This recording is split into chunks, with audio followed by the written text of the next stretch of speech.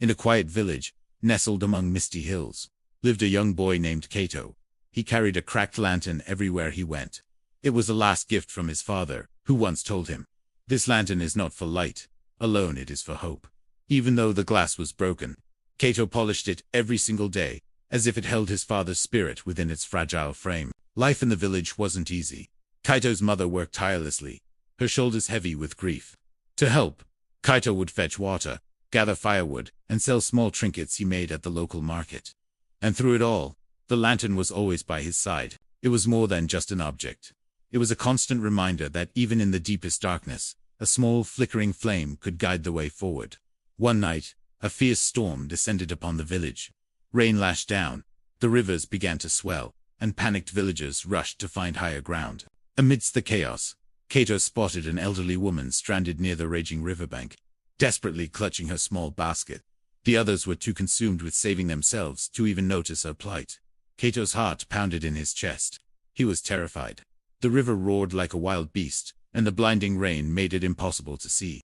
But then, he remembered his father's words. Taking a deep breath, he lit the lantern, carefully shielding its flame with his cupped hands, and stepped out into the storm.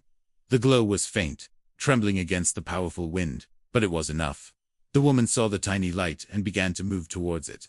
Step by agonizing step, Kato guided her through the rising water until she was safely on higher ground. When the storm finally passed, the villagers gathered together. They saw the old woman, safe and sound, her eyes filled with tears of gratitude. And next to her stood Kato, soaked to the bone but with a faint smile on his face. The cracked lantern in his hands flickered, still burning brightly. That night, the village elder looked at Kato and said, "Strength is not always found in great deeds. Sometimes, it is found in the courage to carry a small flame through the storm."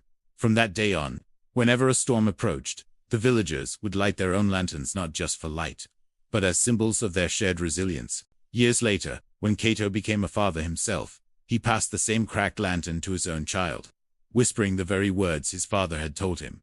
"This lantern is not for light alone, it's for hope."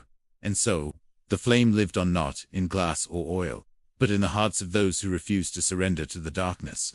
This story was produced by Miller. Thank you for watching. Please like and follow for more stories like this.